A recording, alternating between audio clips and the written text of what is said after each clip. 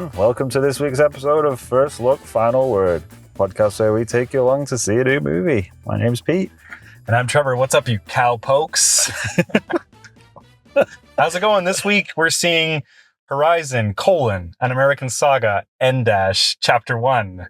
Is that all? Is that everything? That's the whole title. The tagline is, The American Saga begins this summer. Explore the lore of the Old West and how it was won. Oh, that's terrible. And lost through the blood, sweat, and tears of many, spanning the 4 years of the Civil War from 1861 to 1865. Embark on an emotional journey across a country at war with itself, experienced through the lens of families, friends, and foes, all attempting to discover what it truly means to be the United States of America. Wow, I had no idea this movie was about the Civil War. Yeah, that's an absolutely long synopsis we just read out there, seeing that his movie is also seriously long. Yeah, so this movie has about a 3-hour runtime. We're going to be seeing it in standard digital format. We're getting really down to the nitty gritty of the technicals now. I like that. It says it's chapter 1. It's chapter 1 of 4. Is it 4 he's doing? I thought it was 3. He's filmed 2. I know he's filmed 2 and he's doing another one. The second one's already coming out in August. He's filming the third one right now, and there are 4 planned. Is he not doing 3 and 4 together then? I don't know.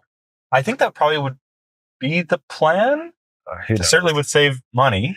Like, you think if they're bankrolling the third, you might as well just do the fourth. We're just watching him becoming bankrupt in real time here. Yeah.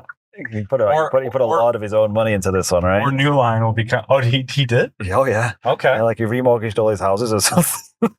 Wow. Like, okay. He put like hundreds of thousands of his own money in it. So did you hear that, everybody? Kevin needs your help. He definitely does. Got to get out to the theater. Yeah, if you want to see Horizon, American, whatever it is, Part 4, then you better get out and see this one.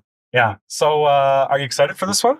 No, I don't know how I feel about this one. I'm curious. Yeah, I think that's the word I would probably choose too. I'm interested, but trepidations, let's just say. I'm a bit unsure of how good it's gonna be, if that makes sense. Well, I'm excited by the notion that, he has like this cachet right now to just go out and make 4 movies kind of all at once on some unexisting IP before this one, right? Like crazy. Yeah. So he's really kind of cashing in all the, all the cultural currency he's bought from Yellowstone. All these goodwill chips are getting played on the sun. So it's very interesting. Like, I love the idea of filming like movies back to back. Yeah. Yeah. That's famously how Lord of the Rings was made, and famously how very few movies are made because it's incredibly risky. But if it pays off, then it's like a financial boom. Well, that's what I'm kind of interested to see, because I've got a feeling this one is not going to go that well. I've only seen a little bit of sort of scuttlebutt that's coming out about it already, and I don't think it's blowing people away. So when you got like a 3-hour movie that's kind of plotted and not getting people excited, like, what does that mean for the rest of these? Like, unless the second part is a huge uptick, like, I don't know, can they can the third one at this point? I think it's already filming, so I think they probably can't. So maybe they'll tell him, you know what? Why don't we wrap it up in 3? Yeah, exactly. So this thing, we can finish this one off now, right? Yeah, I don't know. Maybe we'll be surprised and it'll be actually an amazing story. And maybe it's something like, maybe the first one actually doesn't do too well. But that up stuff. Sometimes happens, right? It's setting the table on doing the first one, and it's a huge hit on streaming. There you go. And then got those Yellowstone fans out. Yeah. People want to see People want to see the second one in theater, then want to see the third one in theater. So there you go. That might maybe this first one will just be a loss leader, something like that. True enough. So I don't know. It's very exciting. I'm open to it. I like a good Western. Nothing wrong with a good Western. Yeah. So do you want to talk about Yellowstone? Yeah, you've not seen it, right? We talked about this before. I've not seen a minute of Yellowstone, so I need you to, because people are saying he quit Yellowstone because he wanted to do this because Yellowstone kind of revived his career a little bit. Yeah. this is what like Kevin's a movie star. Like, he wants to be doing this sort of thing. So can you give me like a history of Yellowstone in like 2 minutes? Quick rundown of Yellowstone. Yeah, I'll try and remember. It's been a while since I watched it because I gave up on it. Because I was saying to you, I'm like, yeah, you thought it was like a period piece. This is supposed to be like sort of connected to the Yellowstone universe, and you're like, it might be. I don't know. Isn't this a period piece? And then I'm like, isn't Yellowstone a period piece? I literally had no idea. Well, the thing with Yellowstone, it had to have multiple spin-offs, right? So there's one that's like, I think it's like 100 years before, and the one with Harrison Ford and what's her name? Helen Moon, yeah, which I haven't seen, and it's supposed to be quite good. So I mean, it could be. People are always telling me how good all these shows are. Yeah, and it was a really good show. So basically, it's about this really rich family that owns a huge ranch in Montana. So they're like they're the good old boys, right? They're like the last vestige of that old kind of thing. But really, it's just like it's like Godfather. They're just like it's like Cowboy Godfather, basically. Yeah, and it's basically just about his family, and he's just like the old man, right? So he's just like a gruff old dude who doesn't take any crap from anyone, but just like pits his kids against each other and stuff like that. So it was all right. It got a bit. Sounds a little like Succession too. Yeah, a little bit like that. But then they really started leaning into like a lot of the right wing like yeehaw, we hate woke stuff a bit more than I was getting comfortable with. Oh, really? Well, I kind of felt that way towards as it got further on, because it started playing to its audience, right? Because they knew that's who was getting into it. I've seen a lot of Yellowstone bumper stickers, which is probably the reason why I didn't actually ever end up watching the show. Well, it's one of those things, right, where people start idolizing these characters, and you're like, no, like you're not supposed to. They're not good people. They're like murdering criminals. Yeah, like that. You shouldn't be rooting for them. Yeah, I see. Like, I think TV does this especially because you spend so much time with the character. Yeah, it's hard not to get attached to them, no matter how wicked they are. Like, it's like Breaking Bad. Well, Breaking Bad's the ultimate example of that because, he starts off as a moral person, like at least mostly moral person that nobody likes, and then he slowly what you're watching is him sell his morality, become a bad person. Yeah, but then a lot of the audience are kind of just rooting for him the whole time. Yeah, he's a badass now. I saw this meme, I think it was today or yesterday or something. Someone had posted, and it was like a subreddit for it's like this person posts this for real. It's like a cringe thing. Oh yeah. But someone posted of Walt stealing the baby in the second last episode or whatever. Right. And then he's like, the post says, "I'm so glad that Walt did this just to see the look on Skyler's face." But that's how a lot of people watch that show. Oh yeah, definitely. And that's just the thing with TV. You spend too much time with the characters, and it's hard to not end up just seeing things from their POV. Very true. Very true. Especially when that. And I think they kind of evolved, right? Where it's this is now a fan favorite character. We need to start pushing them more front and center and giving them the more stuff to do. Did that happen with Yellowstone? Yeah, I think so. Because everyone loves guy's name was it Rip. He's his top man, basically. He's his top lieutenant. Okay. He's basically an adopted son, and he ends up marrying the daughter, who's just she's like a hellcat. Now I'm never gonna watch it, Pete. I just spoil the whole thing. But it just gets a bit it got a bit silly with just people just let's just murder everyone and just crazy things happening. Yeah, so it became it sounds like a murdery soap opera kind of thing. A little bit, yeah, but it's it's done. It's a really good show. It's done really well. Looks beautiful. The nice shots of just just miles and miles and miles of just ranch, beautiful untouched land and stuff, and they're just out there wrestling up their cows with their cowboys and stuff. So would you say that it's a Western? Oh yeah, it definitely is. Yeah, okay. Yeah. Well, because Mr. Costner is no stranger to the Western genre. Right. Yeah. So how do you, maybe we should talk about Kevin Costner as a movie star and a director first. All right.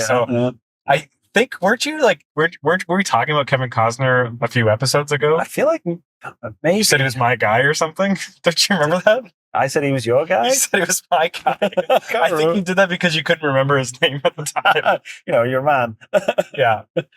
Yeah. So, yeah, I do remember that. His name had gone out of my brain. What was that for? What were we talking about? I don't know. You should go back and watch all of our. Oh yeah, I think we were talking about Challengers. So I think we were talking about some of his baseball movies. Oh, maybe yes. So check out our episode on Challengers. We talk about our favorite sports movies. Right. Yeah. Kevin Costner's done a lot of baseball movies. Favorite Kevin Costner sport movie. Yeah. So what does Kevin Costner mean to you? Like, is he your Robin Hood? I actually do like that Robin Hood. I love that Robin Hood. I mean, it gets a stick, rightly so, for his accent and whatnot. But because he didn't even try. No, he did not even try. But like, it's such a great movie. Yeah, and Alan Rickman in that is just amazing. Yeah, last week on our episode on the bike riders, we did what we thought were our favorite like accent and voice work. Oh yeah, and we failed to mention Kevin Costner, who was playing, Robin of Locksley, who did not even attempt to sound like he was from anywhere but California. He'd been to California for a few years, I guess. Somehow, the Crusade stopped in California. Yeah, exactly. No, with Kevin Costner, I'm like, I think he's an amazing movie star, but I think sometimes, especially when he like goes into his writer-director mode, I think he can disappear up his own ass a bit, which is what I'm worried about this one. I'm like, even though when you got no one reining him in, I think it can go a bit off the boil. Well, because it's such an interesting story, because he was like the biggest leading man for like a 5-year period in the late 80s or early 90s. Right. Then he decides to, use like his status as a leading man. He likes playing his chips, doesn't he? Just like, I'm going to swing for the fences. I'm gonna write and direct Dances with Wolves, which is like a 3-hour plus epic that takes place post Civil War. Right. And then his first directing job, he wins Best Director. Right. Like, it's just absolutely crazy. So like, how do you not end up going up your own ass after all that? Because like, just think like the guy couldn't fail. Yeah, but he can't. He could. And then he could. You might think that because his second directorial feature Waterworld, or was it The Postman? I was going to say, when did The Postman happen? So those are 2 and 3, anyways. Yeah. So those are like 2 crazy swings. Yeah, and neither of them hit.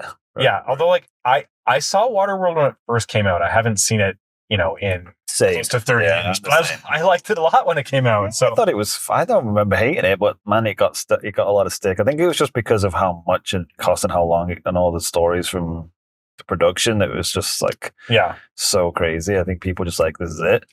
Just him on a raft or whatever.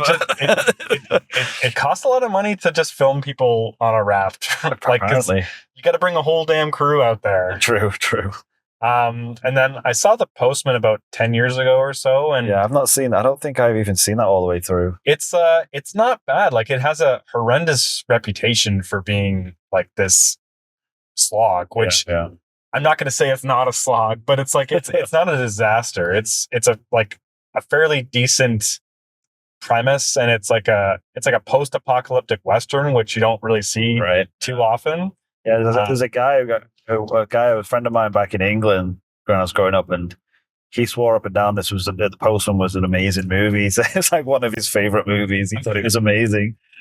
It's funny because it's such like an Americana. I know. Movie. So that's a big thing with Costner. Like, he loves playing with the myth of America, and he kind of like really buys into it too. Yeah, he does. You can tell. So I can certainly tell with I think this is kind of what this whole project is ramping up towards. Like, not like a raw Americana thing, but it's like a real embracing of like the history that he thinks is worth telling. Yeah, and I think that's why Yellowstone hit so well, because that's like exactly how he plays that. He's just like the old timer gruff, like, this is a real America. Yeah, like these snowflakes are trying to take over, although he doesn't actually say that. But and I don't know, like all these guys coming from California trying to buy up all this land. Is that what his political alignment is, or is he just kind of chasing money? I have no idea. I mean, I feel like it must be, but I don't know enough about his political stance. But he does seem very much like It's just a real America Yeah. back when we could like wrestle horses and shoot people. I remember this wasn't his movie, but Field of Dreams. Yeah, yeah. There's which is honestly a great sports movie and a great like family drama movie. And like Kevin Costner just plays the ultimate dad. Yeah, he really does. But there's like a big subplot of that movie where people in the school board are trying to ban certain books and literature. Oh, right. There's like his family is like, or his wife in particular is just like a big like in opposition to that movement and stuff. So like, I don't know what his political leanings would be. Yeah, and I have no idea at this point. And I think my favorite performance of his is in JFK. Oh yeah, yeah. Which is also like a 3.5 hour movie. Like the guy like a long movie, doesn't he? Like in that, like to be fair, like yeah, he's not the writer director of that. That's an Oliver Stone movie. No, but yeah. I think it's just an incredible performance. Like he does have like this something about him. Oh, he definitely does. You got that movie star quality, right? Yeah, and like I can't really even explain it because it's not like he has like a typical movie star look to him. He's just like so watchable. Yeah, yeah, and you don't really get that a lot. I don't think. Like who are the movie stars like a Kevin Costner coming up now? Yeah, I don't know. So like what would you say is like a defining attribute of Kevin Costner that That's a good question. Because like you said, it's hard to define, right? He could do those he could do long monologues, right? And but he's just like fascinating to watch. Just watch him talk. Yeah, but he also is fascinating to watch not talking. Like he doesn't have to do a lot, I don't think. Yeah, he's got one of those faces. Does that a lot in Yellowstone, actually, where it's just like it's a lot of his just the way he looks. He just looks exasperated most of the time. So I don't know. Maybe I'll throw out like Pedro Pascal or whatever. Although that's not a bad shout. Actually, he's more of a chameleon than Kevin Costner is, but he also he can kind of just like be quiet and captivating on screen. Yeah.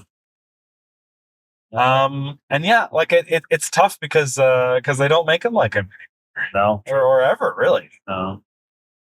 Well, it's a different world now, right? Like you can't pin your movie on an actor anymore. Well, you might not as much, I guess. Even though you still can. What is going on over here? Oh, yeah, big traffic jam here. Going the other way though. Yeah, we're all right. Don't worry, listeners.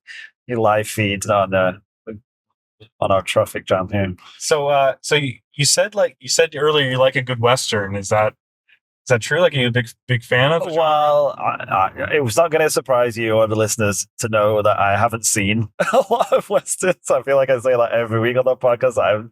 Like people were like, this guy's never seen any movies. Because I was going to ask though, because like the Western is like a real American genre. Yeah, well, right? that's what I mean. I guess I should clarify. It's like I haven't seen any like classic Westerns when Westerns were a thing, and they were just like pumping them out.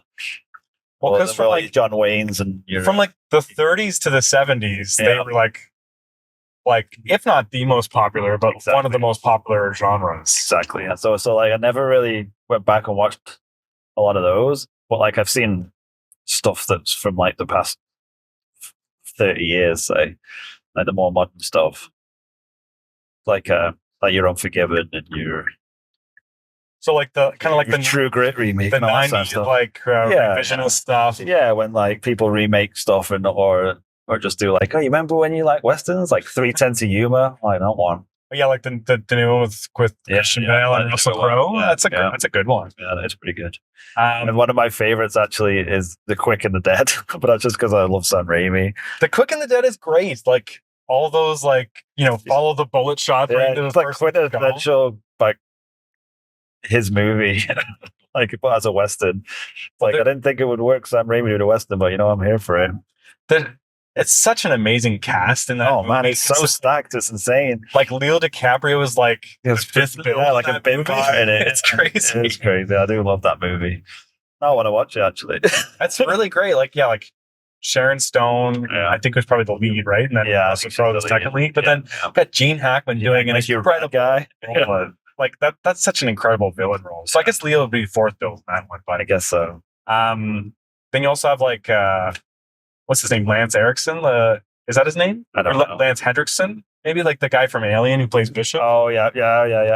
And then is Keith David in that one too? Yes, I think he is. Yeah. It's like when all the gunslingers show up, it's like, oh, this one and this one. You know, well, we've been talking about like what are some classic episodes we could do. Maybe we could do Cook in the Dead episode. I'll do a Cook of the Dead episode for sure, man. I love that. Yeah. So, any other westerns? What have I been talking about? Yeah, they would have been as well. Young Guns as well. I mean, I used to love Young Guns when I was younger. Yeah, I've never seen that. You've never seen Young Guns? Yeah, no. Oh, it's amazing. Like Emilio Estevez, Billy the Kid. Oh yeah, it's great. What year was that? That must have been the 90s. Yeah, I guess I just missed that one. Yeah, because Bon Jovi did the soundtrack. Oh, is Cowboy. that's where that song is from? Okay. Yeah. Like I remember, like there's one of those where, like when I was younger, I thought they were amazing. If I watched them now, they'd probably be trash. But it's just like 90s trash that's still good. No, I had an amazing, because it was like I think there was 2 or 3 of them. Can't remember if there was a third one, but no, I remember loving both of those movies. Okay. Well, I'll have to check them out. Yeah, do it. Yeah, like I honestly like I can't even picture what that movie looks like. So because I'm pretty sure Charlie Sheen and Emilio Estevez are both in it. Okay. And they're half. Lou Diamond Phillips is in it. Yeah, right. Sounds like a good movie. It's pretty good. From what I remember, at least, it's just like a bunch of outlaws and doing their outlaw stuff. Do you like the recent True Grit? I do. Yeah, it's a great one. I've not seen the old one though, to be honest. Yeah, the old one is also really great. Yeah, I did hear that it was a great movie. You can't really. It's really tough to compare the two of those. Yeah, I can imagine that. Yeah. The original is more like kind of straight down the middle, right? But with like an incredible performance by John Wayne, who's not a guy known for having good performances. Exactly. Yeah. And then Glenn Campbell in that one too, like who he's not a good actor, but he kind of just great praise there. Hey, he's not a good actor. He's not a good actor, but like he still just has a quality in that movie that I really like, and that's a movie that we had on VHS. And I saw like probably like 20 times or whatever, so I have a real affection for that. But I do admit that the new one is better, right? And got me to get the book actually as well. Oh, really? It's one of the only westerns I've actually read before, but the book is really, really good. Have you seen Shane? Yeah, Shane's great. I've never seen Shane, but I've read the book. That's weirdly enough. I read the book when I was younger, and I never got around to watch the movie. Well, I don't know why, because I love the book. The movie is really great. Yeah. And like I've seen it referenced in so many other movies as well. Like just like people watching it on TV. Does it end the same way? Like saying, "Come back, Shane." I think so. Like he just rides off, right? I think it's ambiguous in the book what happens to him at the end. I don't know. Yeah, Shane's incredible. It definitely deserves its reputation. Yeah. I don't know if I said my backstory, but like go for it. Both my mom and my dad were really into westerns. And really? So I was also really into westerns growing up. So nice. That's some case for like most genre stuff. Like I'm just a fan of genre in general. Like so I had already kind of seen a lot of the classics at a young age, and I've like continued exploring it as an adult. So I'm just a wholehearted fan. Like that there's kind of more westerns being made nowadays, which is kind of a bit of a resurgence, right? For sure. Yeah, like you had like kind of like a last gasp in the early 90s with Dances with Wolves and Unforgiven, both winning Best Picture inexplicably. And then they kind of just like disappeared for a while. Like you had the Quick and the Dead and stuff like that popping up. Like one every now and again, right? I think like, for you young listeners, and like even like for us, it wasn't the case for us growing up, but like, people growing up in the 50s, 60s, 70s would know, like, westerns were like the superhero movies. They were absolutely everywhere. Yeah, they made that comparison's made quite a lot, right? Like that's what it was like with the superhero boom that we've had the last 10, 15 years. It's like the western boom from that time. Yeah. And so like the way that superhero movies once seemed foolproof, like exactly. like can't fail. Like So all of a sudden, nobody cares about them anymore. yeah, like this is a genre that will never like wane in popularity. And like for like 40 years, it was true. Like Right. it was kind of like the most dependable box office movie. And like Western is also something you can make for cheap. Yeah, fairly cheaply, right? You just have to drive out to the fucking desert. See the desert, big guns and some hats. But I can rattle off a few of my favorite.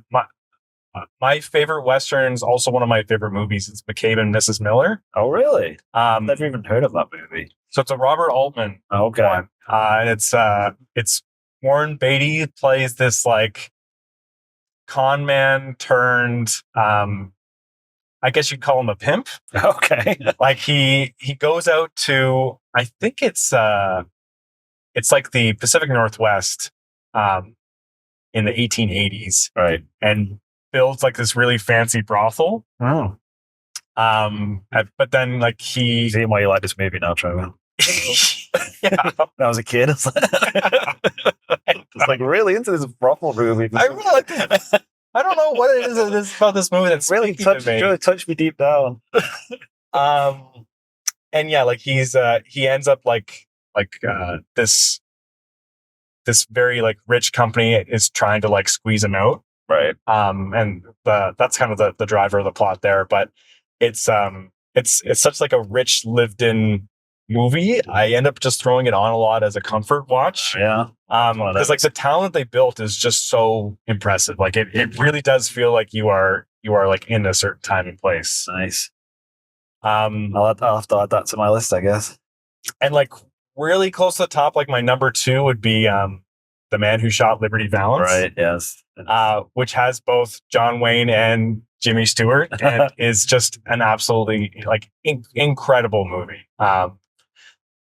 At the very height of the pandemic, they were playing that movie as like the second feature at a drive-in. Oh, really? Like an hour and a half away. And I convinced my wife that we should go out. So the first feature, take the whole family to see it. Well, so yeah, it was just my daughter at the time. So we went and we watched Sonic. And then the place was packed for Sonic. And the second feature was 1962's The Man Who Shot Liberty Valance. Who put that double feature together? That's an interesting choice. Yeah, it was an interesting choice. So like the drive-in was packed because like it was during COVID, so people couldn't actually go to the theater. Yeah. But once Sonic ended, everyone left except it was us and like one other car stayed for that. That was the person who did the programming. They were like, I just did this for me. I think so. So he, like some guy did it for him and for me, because that's honestly one of my favorite movies. So and shout out to my wife for being willing to drive that far to watch a movie that I've already made her watch a few times before. But more importantly for that story though, like how'd you like Sonic? Pretty solid. You know what? I like Ugly Sonic better. No way. We'll have to get to that. We'll have to get to that at one point. No, I'm just saying. I've got conspiracy theories about that. Ugly Sonic. Yeah. Okay. Like it was done on purpose to drum up. Oh, like I can totally buy that. He probably did, but it just seemed crazy how they just went back and redid the whole thing. Yeah. But anyway, yeah. Sonic is... Well, like are they making a third Sonic now? Yeah, it's cool. It's done already, I think. Well, Sonic is basically a Western too, right? Sure. I'm not sure the mental gymnastics you'd need for that one, but I'm going to agree. Yeah, Sonic is all about like the open frontier, America. Yeah. Guns. Robotnik. Robots. Yeah.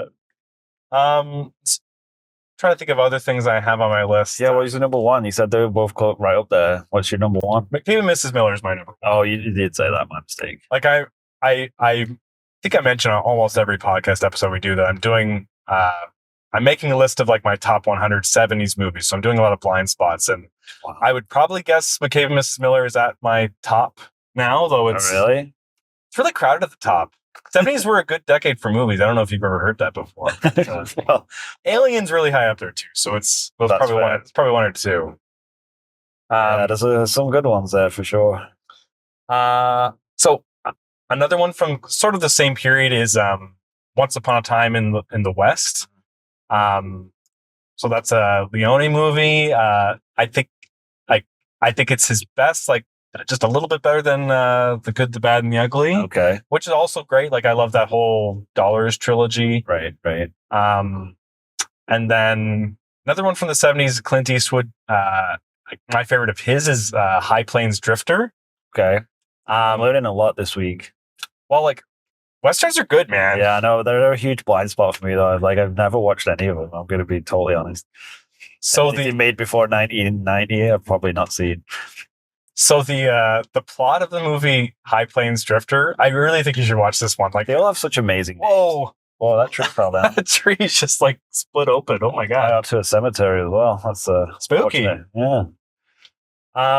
So this town is hiring Clint Eastwood's character to like drive these bad guys off. Standard, yeah. But what the townspeople don't know is that Clint Eastwood has a vendetta against that town, and so he's like slowly like punishing them as the movie goes along. Wow, that's a turn. So I won't say much more than that because like there are some spoilers involved in the movie, but it's really good and like quite unlike anything you've really seen before. Like I'm not really like that sold on Eastwood as a director, but that's one I really like. Yeah, he's Unforgiven. He's up and down. He's up and down. He could do amazing stuff, but also stuff you're like, man, really? And then, speaking of stuff, you said there's original stuff. One I've just thought of that I want to throw out mentioned. Three Amigos. Oh yeah, love Three Amigos. Love Three Amigos. That's a Western, right? Yeah, definitely. The Three Amigos. Oh, what a great movie that is! Which is, of course, remade into A Bug's Life. Is it? Well, pretty much. Well, because Three Amigos. Well, I mean, it's basically the same. Three Amigos is basically. You're right. It is the exact same part. It's like Seven Samurai. I don't know why I didn't realize that Bug's Life and The Amigos were basically the same plot. Yeah, because Three Amigos is basically like already a comedic remake of Seven Samurai, right. And then Bug's Life is sort of the same thing where people kind of mistakenly get hired as they think they're putting on a show, and but they're actually supposed to be doing it for real. Yeah, no. I don't know why I never figured that out. But we missed talking about Bug's Life on our Pixar rundown, actually. Yeah, like it's not like I always forget about it. But yeah, it's their second one, right? Is there? Yeah, Bug's Life 2. I've not seen that. No, I mean, sorry, it's the second. Oh, the second feature. Pixar. Like it was Toy Story, then Bug's Life, then Toy Story 2, right? Yeah, I think it just gets lost in the conversation, but it was decent enough. I always enjoyed. It's weird that one never got a sequel because it seemed like it was pretty beloved at the time. Yeah, that was back when they were against doing sequels, I think, apart from Toy Stories. Well, and I have a confession to make. I saw Ants in theaters, and I never saw Bug's Life until like way later. I love Ants. I thought Ants was pretty good. Yeah, classic Woody Allen movie. Yeah, they did come out right at the same time, though, right? Yeah, it's one of those like Volcano, Dante's Peak, like Deep Impact, Armageddon. Yeah. It's weird. That's like, and those are all around the same time, basically. Like Hollywood just ran out of ideas, I guess. At that it's funny when that happens and like, oh, it was just a complete accident. We had no idea this other one was being made. It's like, really though? I don't believe it. Yeah. He's like trying to race to get out first. All right. So any other Westerns you want to get out? Let me think. I got my Three Amigos in. Blazing Saddles. Saddles, good shout. Yeah, it's just like one of the comedies. What was that? What's your guy from Family Guy? You ever see that one he made? Liam Neeson. Is that A Million Ways to Die in the West? I never saw it. I never saw that either. I heard it was pretty terrible though. It's got like Giovanni Ribisi in it. Yeah, there's not enough comedy westerns. No, not really. Like Cat Ballou is sort of a comedy. Yeah. What about Tombstone? Yeah, Tombstone and Wyatt Earp. Yes. Actually, like that's the same sort of phenomenon. Those movies came out like really close to each other. Yeah. And Wyatt Earp stars Kevin Costner. There you go. So we bring it right full circle, man. Full circle, and like good podcasting. And my kind of blasphemous opinion is I prefer Wyatt Earp to Tombstone. Really? Though I like both. I've not seen Wyatt Earp, but I've seen Tombstone. I do like that. Like I do admit that Val Kilmer's performance as Doc Holliday is incredible. Although, like, what the heck's his name? What's his name? Don't know. Dennis Quaid. Oh my gosh, Dennis Quaid. You got it. I was gonna say like Jack Quaid's dad. Jack Quaid's dad. Brilliant. Dennis Quaid is also pretty good as Doc Holliday. Well, like obviously Right. a different take on the character. But then I think I like Kevin Costner more from those two movies. What about? Did you see the assassination of The assassination of Jesse James by the coward Howard Ford? Yeah, I never saw that one. Is that any good? it's great. Yeah, I heard it was great. Yeah, All these movies that I hear is great. I know would be great, and for some reason I just watch Marvel movies again and again. Well, that's I think that came out in 2007, like in a big crowded field of great 2007 movies.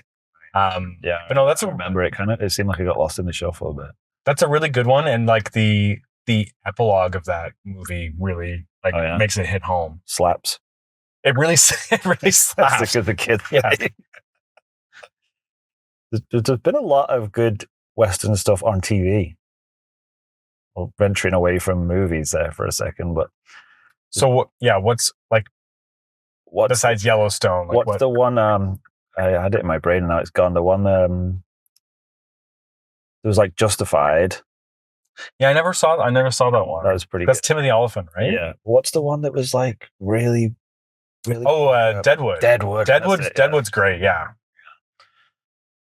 But yeah, still I haven't seen most of those, to be honest with you. And then, did you watch Westworld when it was out? Yes, loved the Westworld, the first season. Well, I loved the first season, and then I watched the first episode of the second season, and then I did the exact same thing. I might have got 2 episodes into the second season. I was like, yeah. I kind of wish they just explored the world of. Well, yeah, I felt like they had a really great concept for that first season, and then they kind of just. I get the impression that they didn't really know what they wanted to do after that, and then they had to figure it out, and it wasn't very interesting. Did you ever see the movie? I saw. No, I never did see the movie. I ended up seeing it for the first time, I think, just last year, the year before. And like pretty solid movie. The robots go crazy. Yeah, I mean, Western cowboy robots kind of going crazy, trying to kill everyone. How can that not be good? I never realized like how much of a 1-to-1 that the episode of The Simpsons is where they go to Itchy and Scratchy Land is to Westworld, but it's basically like that episode. I thought it was more closely related to Jurassic Park. Right. But then like it's basically like Westworld with a little bit of Jurassic Park sprinkled in there. Gotcha. And like, Michael Crichton wrote both of them. Yeah, he did. Yeah, fair enough. All right, folks. We're at the theater. We're here. We made it in time. We're just about to go in and see Horizon at American Saga Chapter 1. Colon. If you are new to the podcast, Pete and I are going to go in and watch the movie, then come back out and give you our immediate spoiler-free reactions before giving you lots of warning before we go into spoiler talk. And I'll give my famous P report, tell you what the best time to go to the bathroom is. Maybe I'll have to do 2 for this 3-hour movie. Yeah, Trevor's thimble bladder won't last. Yeah, well, I'll show you. You'll show me. All right, so here we go. See you guys back after the break. Yeah, don't go anywhere. We'll be right back.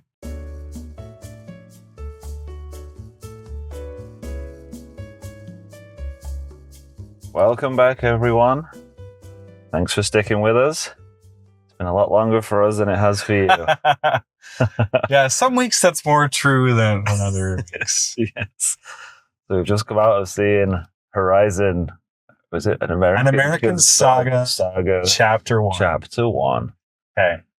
Yeah, there's some movies that make you think, is cinema going to make it? It's going right in there. What are we doing here? And then Kevin Costner comes along to save us all. Yeah, though he didn't do all that much in this movie, if I'm being honest. Yeah, there was a point where I was like, Kevin Costner's in this movie, right? Yeah, so I clocked it as like 56 minutes. He enters the movie. Then to your point, it doesn't do all that much. Yeah, so he has like one scene of consequence, I would say, in this. I guess we kind of buried the lead. We're not really said what we think of it properly. Okay.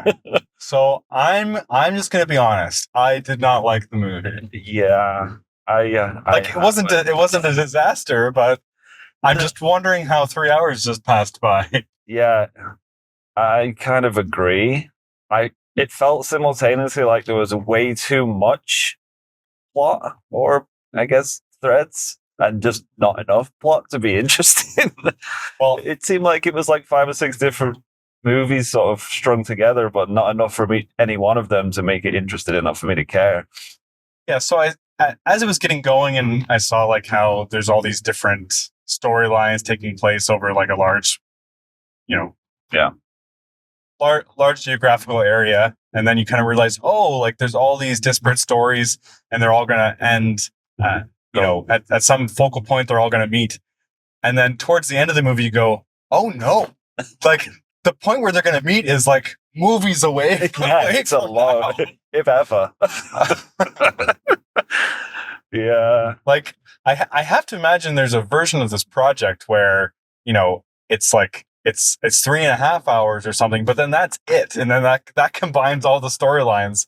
Yeah, I mean, I don't. Like there's one storyline that involves a wagon train Yes. where literally nothing happens. No, there was totally pointless. There was some gratuitous nudity, though. There's gratuitous nudity, and they're setting up like a threat that will happen in another movie. Yes. Another movie. There's literally nothing of consequence that happens in that entire thing. There's Luke Wilson, though.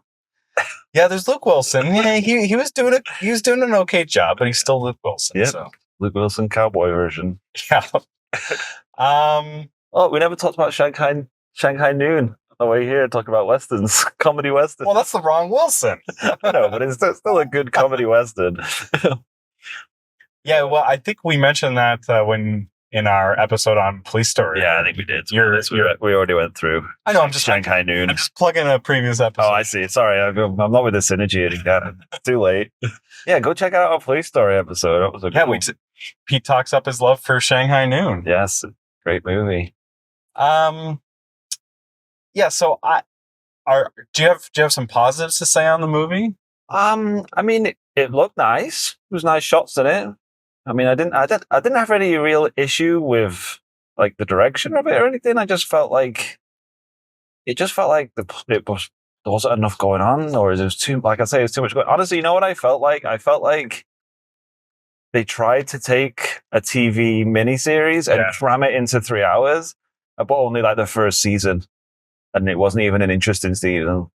Yeah, no, I think the first 45 minutes are really exciting. Yeah, they started well. I'll give you that. And cinematic, because as it was starting, I went, oh, you know what? I should have given him the benefit of the doubt. Like he knows how to open a movie. I think this is going to be good.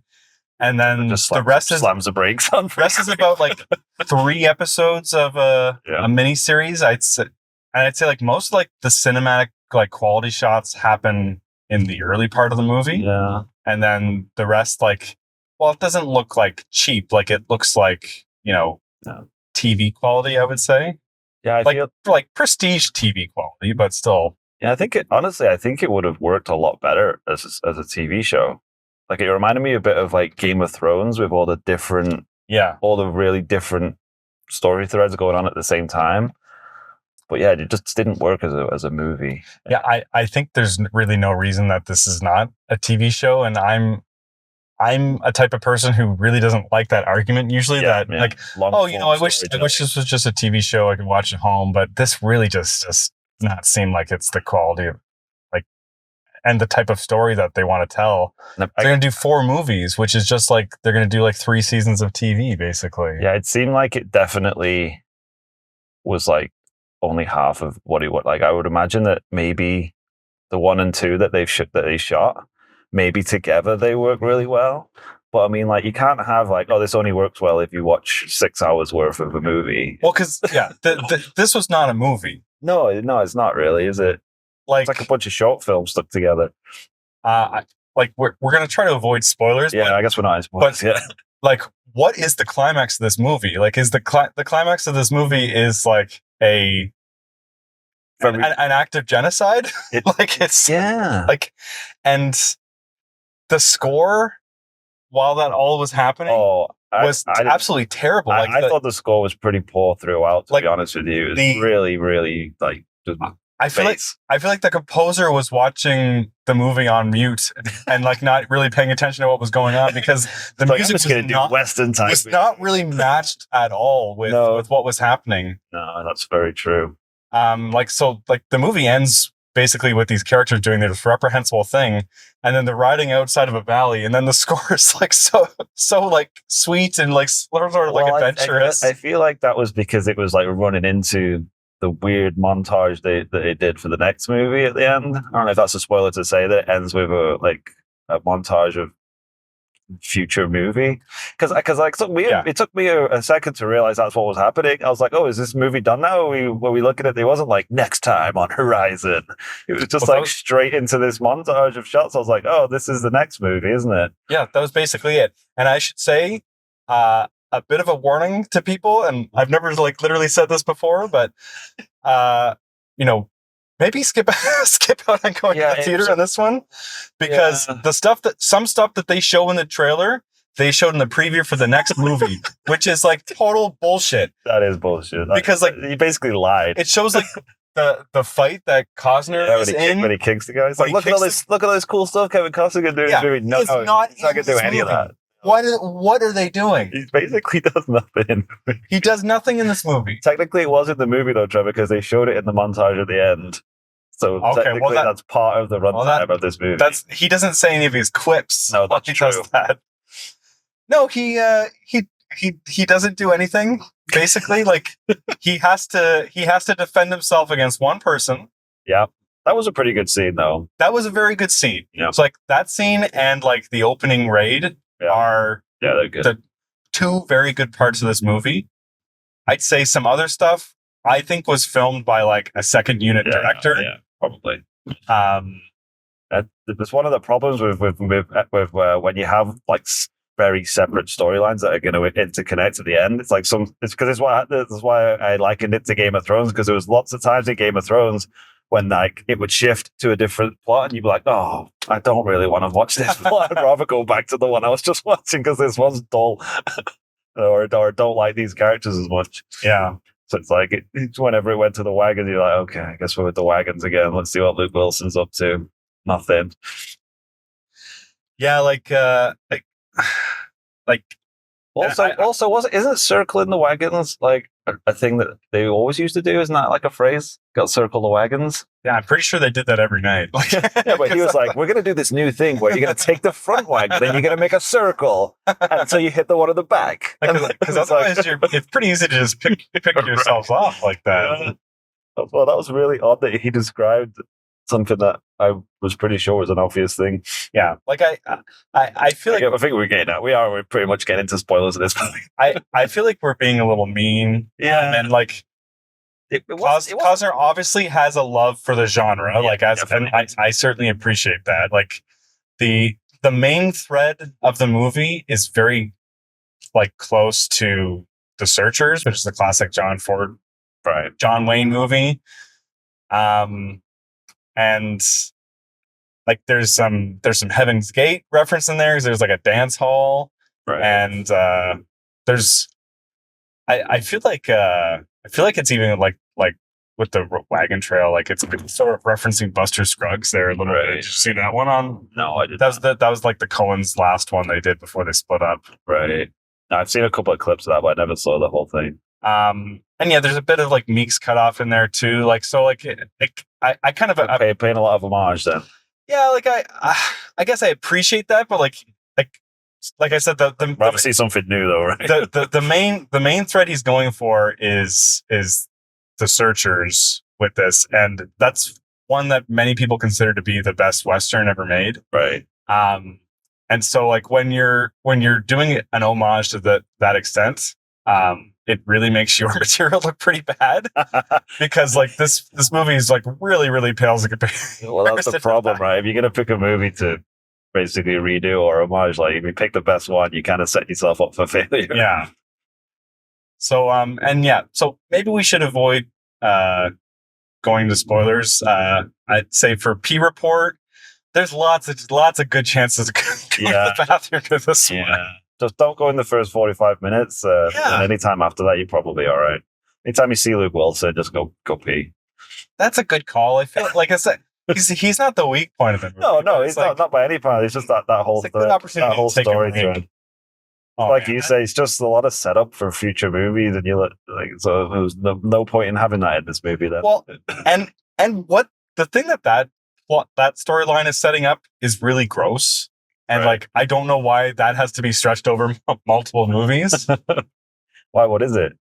Well, I'll tell you when we get into spoilers. Okay, it's just it's just bumming me out. Like I'm like, what? Like what? I could have to wait a whole other movie to like see how this story gets resolved. Right. Well, so before we go into spoilers, did we want to talk a little bit about our upcoming schedule? Yeah, we can do that for sure. Yeah, let's move on from Horizon right now. So next week, what date is that? I'm terrible with dates. Let me pull it up. Hold on. So may as well do it professionally here. So yeah, we got that'll be July 5th. July 5th. So we're gonna do an episode on the new Beverly Hills Cop movie coming on Netflix. Axel F. Yeah, so I'm excited for that one. I need to catch up with my Beverly Hills Cop before I watch that one. You never saw the sequels, right? Yeah, I've seen the first one multiple times. Like, and I'm pretty sure I've caught some of the sequels on TV, but I need to catch up with them. Yeah, I'm not sure how confident I am that one's going to be good, but I live in hope. I do love those movies. Well, I didn't really like Coming to America. That's what I mean. Like trying to go back to the well so far after, it just doesn't work, man. Comedy's really tough with that. Yeah, speaking of that Beetlejuice trailer, I got kind of that vibes too. I'm just like, I don't know if it's just gonna work again. Well, I've been talking up like the whole year about how Beetlejuice. I think it's actually going to be looking good. I've seen some stills from that. It looks good. I know Tim Burton has lost it for a long time, but maybe this one's looking good. Then this is it. This can bring it back. We saw that trailer, and all my hope just went out the window. It was kind of exactly what I was kind of hoping it wouldn't be. Well, maybe it was just a bad trailer. Who knows? I don't know. No. Like he's just lost it. Yeah, I think so. Well, I mean, if you're going back to your classics from so long ago, then that sort of tells the story, doesn't it? Yeah. All right, so what do we have after Axel F? So July 11th time, we're going to do a bit of a retrospective at this point on Godzilla -1. Yeah, so that's like a huge regret from us that we missed that in theaters. Especially because it took them so long to get it out on streaming over here. Yeah, well, we had the decision, are we going to go see Godzilla -1 or are we going to see Aquaman 2? And we made the wrong decision. Yeah, go back and listen to that episode. Your own thoughts on Aquaman 2. The death knell of the DCU. Yeah. So anyways, like Godzilla -1, it's a movie that we've still been waiting to watch because we want to cover on the pod. We're really excited to do that.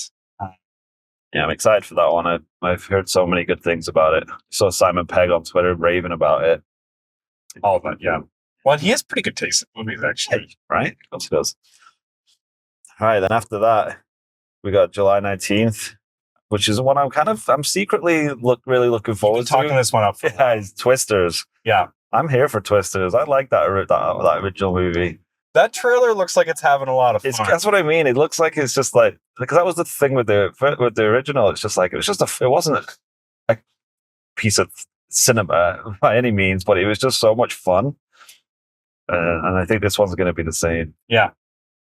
And I think for that one, we're going to try to see in 4DX if we can. That would be cool.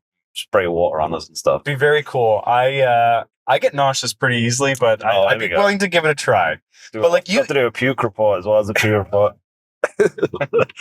Well, as long as I'm reporting on fluids coming out, that's what the fans want to hear. Do them all at the same time. You can like turn down your chair, right? Like you can turn down the settings. I believe so. I've never actually done 4DX. I know you can. I know you can on. Was it 8? What is it called? D-Box? No, D-Box you can turn down. We've done that before, but 4DX I've never actually done. I'm excited. I think that would be a great one to try out. That like wind blowing on you and rain spitting out at you. Yeah, so we did Screen X for Furiosa on our episode. Yes. So check out that one for our review of Screen X. Yeah, but yeah, so we'll keep it we'll keep on what we think of So, Screen X. anyways, looking forward to trying a different format. I'd like to switch it up here on First Look Final Word. Okay. So what do we got after Twister? And then we got the anything big? No, there's nothing really going on then for the rest of July. I think it's going to be quiet. Oh wait, actually no, there is a big one coming out July 25th. Obviously Deadpool, Wolverine. Yeah, we already got our tickets for that one. Yes, which was like we're doing IMAX for that one, right? I can't even remember now. Actually, I'm pretty sure we're doing IMAX. Yeah, it's sold out pretty fast. Yeah, so we're doing opening nights. We've been looking forward to that one all year. Yeah, this is like the movie I've been looking forward to all year, pretty much. But definitely all summer. Yeah, so it's basically up to Deadpool to save movies. Although you know what, Inside Out 2 is doing a pretty good job of saving movies right now. Deadpool's got to save the MCU as well. Yeah, I think it's going to be a resounding success. I hope so.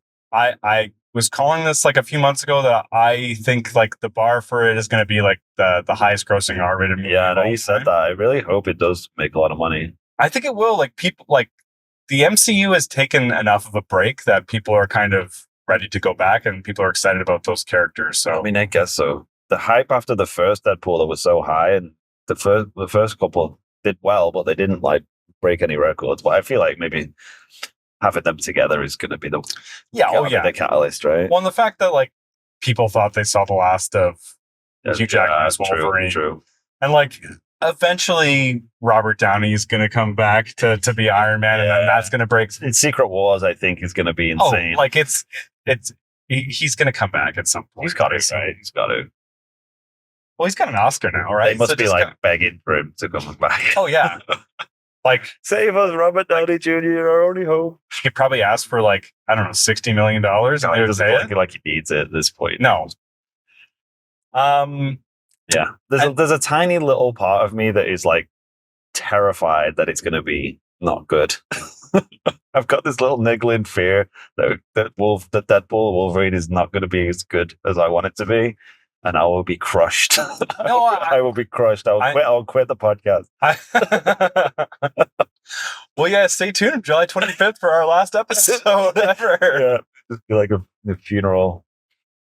And then like I think we have a couple open slots. We're still trying to figure stuff out, but we have our eyes on Alien Romulus is going to be in August. I am interested to see that. Then we had slated the follow up to Horizon Part 1. Horizon, is it still the same American Journey or whatever? So it's I think the next one, Chapter 2. Horizon and American Saga Chapter 2. Like, I don't know. Why don't we see what else is yeah, we might skip that one. We'll see what the reception to this episode's like. Let us know if we'll do what the people want. If you guys want us to hate watch Horizon Chapter 2, like, you know, we'll do it. So let us know. I feel like we are being pretty harsh though, because it's not the worst movie. It's not the worst movie ever. It's just so unnecessary to see in a theater. Yeah. And Pete and I are guys who like just love the theater experience. So like it's not something that I would usually say. Yeah. For sure. I feel like if it's almost like, oh, we've made this, it's going to be a long form TV show. Then they're like, no, this is too boring to make episodic. Can you crunch this down into 2 or 3 movies? You know what? Still support your local theater. Go out and see the first hour. Go see Inside Out 2 again, and then go watch the last half of Inside Out 2. Right? I think that's fair. Yeah, for sure. I don't want Kevin Costner to lose his house. No, he has got a lot riding on these. Yeah, but again, I could see this sort of thing being huge on streaming, and then I think it definitely has like I could drum up interest in the second one. I think people who go to see it in the theater will feel ripped off. I think people who see it at home will go like, "Oh, okay, that's pretty good." Yeah, well, I don't think that's a worry for the 4 people that were in the screening we were just in. Yeah. It was not busy in there. It was busy in the theater. There's lots of people out to see Inside Out 2 again and to see Quiet Place, but yeah, so there were like 2 teenage girls who snuck in halfway through, stayed for 5 minutes, and then left. They're like, let's go see an extra movie. And they're like, no, this is boring. It's like, why is this man just lying there? Yeah, they were not the demographic, I can tell you that much. Yeah. All right. Well, why don't we got to talk spoilers at some point? Let's Okay? just get into it. So, yeah, let us know what your favorite Western is. Let us know if we've been unkind to this movie. Send us an email at firstlookfinalwordpod@gmail.com.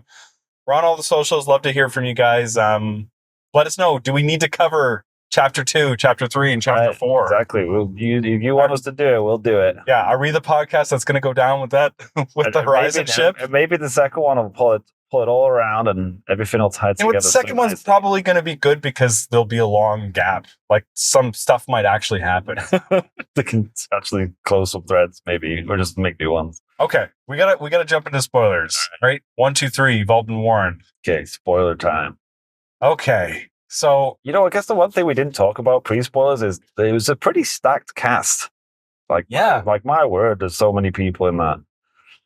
Like really great character actors in there. Well, what I thought was really, really funny is when the movie was ending with that like montage trailer about what's going to happen in the second one, it ends on Giovanni Ribisi as if that's like some kind of like reveal, like Fury reveal or something. like oh my god, jeez, Giovanni Ribisi's in that's an exclamation point. Yeah, we got this guy in it. And he's running a printing press. Yeah. Everyone like that's so exciting. It's like we got someone else who was in Avatar. Look, he nodded at the guy. That was so weird. Why the weird scene to pick? As well as like, is this okay? Can we print this? Like yes. Like the printing press part of it was good, but like it is treating Giovanni Ribisi like I don't know, like it's Denzel Washington or something like that. Like it was pretty odd. Like he was supposed to be. It's like. The way it was framed was supposed to be shocking that it was Giovanni Ribisi, not that it was the character. No one knows what the character. Like it's a character who we thought has been dead this whole time. Oh, I can't believe he's back. And it's a character that we've never seen before. It just happens to be played by like a pretty well known character actor. Like certainly not in a scene where there's nothing happening. He's just standing looking out the window. I know. It's like nothing's happening. I did not understand the decision to do that at the end. I think that's made me more down on the movie, actually. If they'd literally just cut it and been like, at the end, without all that crap, I would have been a lot better off. Because it was literally about like 3 minutes long with like no dialogue, just music, just the score. Of like quick like clips of it, and I was. It took me like after like 10 seconds. I was like, "What?" I think I said to you, "What is happening?" And it's like, "The movie ended now." Like I'm so confused. I'm pretty sure I pieced together some like pretty major plot points. It showed a lot, right? It showed a lot going on. Like for that woman on the wagon train. Yeah. Like pretty sure her husband gets killed because you see her like crying and hugging what looks like a body at some point. Yeah, there was a lot that they showed in that. So the thing I was talking about, how like for the wagon trail storyline, how it's going to be a bummer. It's like those two guys are just going to like kill her husband and like try to assault her. Yeah, and like that's what that entire plot line is building toward. Yeah, and like why is that something you're holding to your chest to do in a different movie? Like it just seemed they're setting up nothing else in that. That whole setup was just odd. It was just really weirdly done. I think it was really the poorest part of the movie, I think. Oh, yeah. And like that's saying something. Like, why is that couple even there? And how are they so stupid? I feel like like a couple like that is not going on this like grand adventure. Like, why are they even there? And how are they just so rude to everyone? And like, Luke Wilson's just like, he seems supposed to be in charge, but he seems like he's crap. It's like, oh, well. And it feels like he goes and talks to him about how like they need to actually work and you can't steal other people's water. Yeah. We also get the impression like they've been out here for like 6 months. Right? Already. It seemed like how have those people survived this entire time? Is this day one? Like they just got off the boat and there's not now on this wagon. Like what's happening? Yeah, certainly didn't make like the United Kingdom look very good. I would say. Well, you know what else? What's his name? Oh man, it's gone out of my head. The guy who was like the sergeant with the Irish accent. He was in Guardians. Is it Michael Rooker? Michael Rooker, that's it. that accent he was doing, I found offensive. It was a terrible Irish accent. He was not pulling it off, and his voice is already so interesting. That's what I mean. Why do they have to do that? A poor Irish accent? He didn't need to do that at all. Is he going to do that for 4 fucking movies? Like, are you kidding me? And he is a great actor. Oh, I love Like, Rooker, he is always so interesting to watch. Yeah. Like, oh yes, you gotta cut up more of that cloth to give to the other boys there. Oh, man, like there was quite a bit of stuff like that where I was just like, this is a bit wanky. Like, what is the point of that? They're going for this like corniness at some points, which it's and then it juxtaposed with like brutal stuff. Sometimes it's like I find it so odd. Like it's trying to be this like this sort of epic that existed like 50 years ago. But like he's not quite pulling it off. American Story, Trevor, if you will. Yeah, exactly. The first chapter of it. And yeah, for that synopsis was quite inaccurate because this had like barely anything to do with the Civil War at all. No, very some soldiers got called off to the front line, but that's pretty much it. Like there might be some more. I think someone mentioned it once. Yeah, like because in passing, they are like far west of like any of the action. Exactly. They're like, we don't care what's going on over there. We'll figure it out later. Yeah, that was an interesting one. Yeah. And so, like for the highlights for me, like we've said before, like the first 45 minutes of the action, it is really quite good. Very brutal. Very brutal. Hard to watch in some parts, but like it was well directed, like good action. It really makes you scared for the characters. When that son makes the decision not to go up there, like I really, really felt that. And, like when the dad saw that he was there, like that. Yeah, there was quite a lot of like, let's just show kids getting killed, which I really don't enjoy. I really don't. But then, like, the back half of that storyline where the people go off on like the vengeance trail, like they're pretty much doing the searchers, right? And I really didn't like how that story developed. Yeah. It's like the middle section has them in like a general store trying to force an indigenous person into a duel. And the son who's like on a quest for vengeance says like, no, I don't want to do this. This doesn't feel right. I'm like, okay, like he's learning that like, you know, not all indigenous people are the same. Like this person has nothing to do with what happened to his family. Yeah.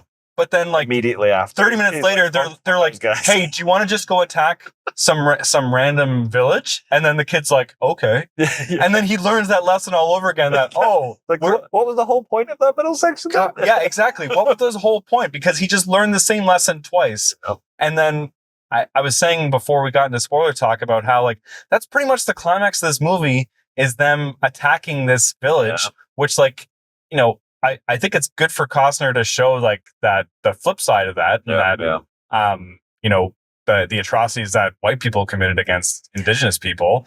But then I was a bit worried with that opening that it was going to be a bit like indigenous people bad. Yeah, so I'm kind of relieved that that's not where it went. Like I think it was a pretty balanced approach. They did show quite a bit of like them and their village and stuff they were going through. They did a good job in showing that like, you know, it's just like this one guy who's pretty much in charge of it, and like, you know, most of the indigenous people are very much like, you know, well, if you don't bother us, we won't bother you. Yeah. Because I was a little worried too. Like, and Costner has a good reputation among like indigenous people for playing Dances with Wolves. Yeah. Because that's what I thought. I was like, it'd be really weird if this whole movie is just about how evil indigenous people are. So I feel like it ended up having a pretty good balanced approach with that. But then the movie ends with that atrocity, which is a mistake, and like that's where they've decided, okay, we're gonna end the movie here. And then, as I said before, like the score has no idea what's going on in that moment. And then like it literally goes from them leaving the valley where they were just like scalping people to showing like next time on horizon. Like, how is that the end to your movie? Yeah, it's a very odd choice. And the more I think about it, the more I'm just like, it literally feels just like totally different movies, just chopped up and put together. Yeah. Like the whole Kevin Costner and the woman who tries to kill the guy and takes the baby. That is an entirely different movie that is just not part of anything else. And it's like, why even have that in there? That could just be. Well, they saw the same flyer. It's like the movie on it. Yeah, it's like a movie all by itself. Yeah, so we hinted this before. The scene where he's walking up the hill talking to that one brother was pretty good. Really, really good. Like he did a good job. That guy actor playing that brother is just like it's like a bit of a scumbag psycho. But yeah, I didn't recognize him at all. He has like a young Keith Carradine vibe. Yeah. And like Costner's playing that really, really well. Like he's scared the whole time. Yeah. Like, so got to give him credit. Like he did not make himself the hero of his own story, which that's totally what I was expecting. Seems like that's what's going to happen in the second one. Probably that's what's going to happen in the second one. But in this one, like he's literally he's scared, running scared mostly. Yeah, ineffective the whole time. Like his woman's cheating on him, and he does have a love scene, but he just lies there and says he's so tired. That's literally the Kevin Costner sex scene. He's like, I'm so tired, and she's like, don't worry, you can just lie there. It was really odd to include that. I thought it was like someone was like, it was like, you need to put a sex scene in here. Yeah, this is what people paid for, Kevin. They gotta. We need boobs. We need to see Kevin Costner get it on. So like when he's wearing his hat, he looks so much younger than when he takes the hat off. You go like, oh, this is a guy who's in his late 60s. Like, yeah, I don't think he's pulling off that tash either. I'm not a big fan of that tash. Well, it would be good if it wasn't dyed. True, right? Like, yeah, it does look. Facial hair does like it's just stuck. It looks just like it's stuck on his face. Yeah, it might be actually. Probably is. To be fair. But then, like I didn't really like the rest of his storyline after he had. Well, just kind of that guy. Just went nowhere, right? Because like he's hiding in a wood basically for one scene, and then they're in like this tent, and then village. He's a day laborer, and that's pretty much it. Yeah, and she shouldn't. Then she just leaves, gives the kid away, and he's kind of like, oh well. And so you know what we just did? We just did the whole plot. Of the movie. That's the whole plot of that section of it. The only thing we missed was the widow and her daughter. Yeah, which I also am not into that whole Sam Woods and stuff. I'm just like, yeah, like she got over her husband pretty quick. Well, I was going to ask you, like, how much time do you think passed? Well, then I was thinking that, but then at the same time I was like, but to be fair, she's probably not got very many options going on now, and he's a massive upgrade. It's like so it, and he's a lieutenant or whatever. Like she probably would be like, I need to get myself back out there before I die. As a woman in that position, she's probably just looking out for her own survival. I guess. But it was really weird the way they portrayed the daughter, though, and her relationship with the people in the army. Yeah, but not only that, but the one scene where she's like, oh, she's an angel, and she's like in the field with like that was weird. Pristine white dress. And it's just like they're making her out to be like some sort of like ethereal presence. I was like, this is odd. Yeah, she's sort of being like, like a Virgin Mary character. And like I didn't really understand why. Just because they were hid in the hole. Like there was a lot of people in that village that had a rough time there. Yeah, is it just because like she's pretty? Mum's pretty? Yeah, That's basically what it is, right? She's blonde and pretty, so like she's pretty. And then like they have like those goofy soldiers like moving the bed, and they're all afraid of Rooker's wife. I didn't even understand the Rooker's character. Like, was he like comic relief? I guess. Like it seemed like he was at certain points, and then he was like super serious. I was like, I don't know what's happening. Yeah, that's just the world of Horizon and American Saga Chapter 1. Yeah, but I feel like they could have jettisoned like 2 or 3 of those entire plots and just got rid of them, and it would have made it a better movie. Yeah, like I don't know. Well, certainly the wagon trail. Like they could have just saved that whole thing to just introduce a new story, because it doesn't seem like the timelines are going to clash all that much. So like honestly, to tell you the truth, I'm not 100% convinced that they're actually even going to come together at any point. I feel like they might just be totally separate stories. I think they're all going to have the same endpoint. They're all going to. It seems like it's supposed by the river. I guess, but like, I don't even know. Why would they? That like army captain gives kind of the thesis of the whole movie in that one scene when he's talking to Sam Worthington. Right. It's like, yeah, that this is like this pamphlet's kind of selling a lie, but like that eventually, like if enough people believe in the American dream, then it'll become a reality.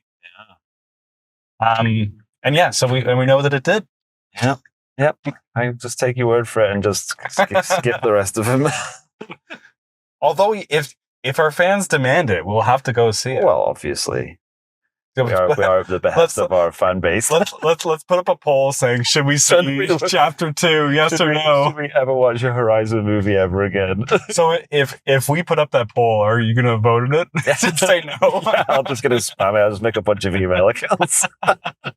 Like, wow, we got a lot of engagement this week. 100 people saying never see Horizon ever again. Yeah. We made it home. Oh man, I feel so tired, and I think it's that movie's fault. Yeah, Pete, do you have a rating for this movie? Oh god, at a 6.5 is our rating scale.